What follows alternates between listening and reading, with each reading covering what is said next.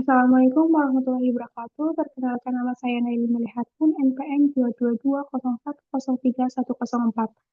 Di sini saya akan memaparkan hasil analisis kegiatan investasi saham PT Saratoga Investama Sedaya dan PT Pakuwon Jati. PT Saratoga Investama Sedaya merupakan perusahaan investasi dengan portofolio di berbagai sektor, termasuk infrastruktur, konsumen, dan energi.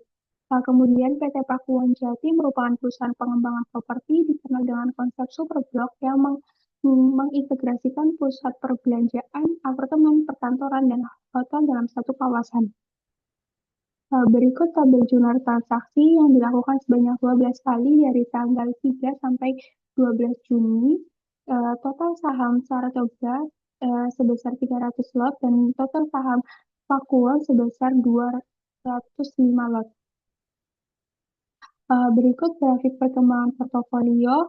Grafik sempat mengalami kenaikan pada tanggal 4 Juni, namun turun secara signifikan pada tanggal 5 Juni. Hingga tanggal 13 Juni, saham tetap di bawah harga beli sehingga menyebabkan kerugian sebesar Rp1.572.667, di mana saham Saratoga mengalami kerugian 2,75% dari total nilai beli, sedangkan saham Pakuwon sedikit memperoleh keuntungan 0,047% dari total nilai beli. Kemudian evaluasi kinerja portofolio. Yang pertama, analisis imbal hasil. Portofolio secara keseluruhan mencatat kerugian sebesar 2,7% dari total modal yang diinvestasikan.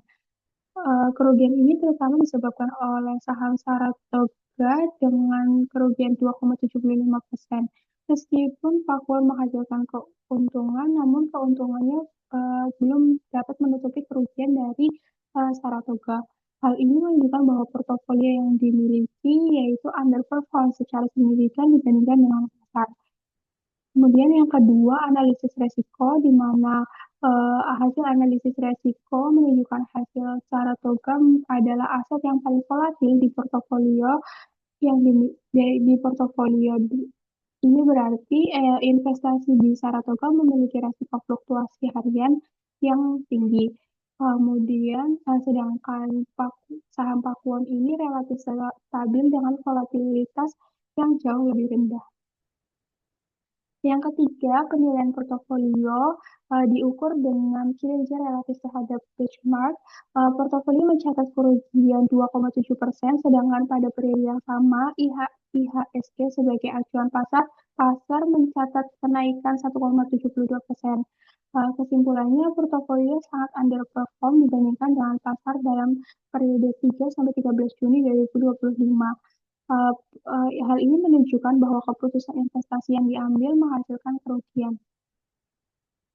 Selanjutnya, yaitu penilaian portofolio dengan indeks SHARP, di mana di tabel peringkat portofolio menunjukkan saham Pakuwon pada peringkat pertama dan saham Saratoga pada peringkat kedua. Portofolio Saratoga dan Pakuwon memiliki indeks SHARP lebih rendah dari indeks portofolio IHSG, serta hasil indeks Saratoga memiliki hasil negatif. Hal ini menunjukkan bahwa portofolio gagal menghasilkan return yang melebihi tingkat bebas risiko.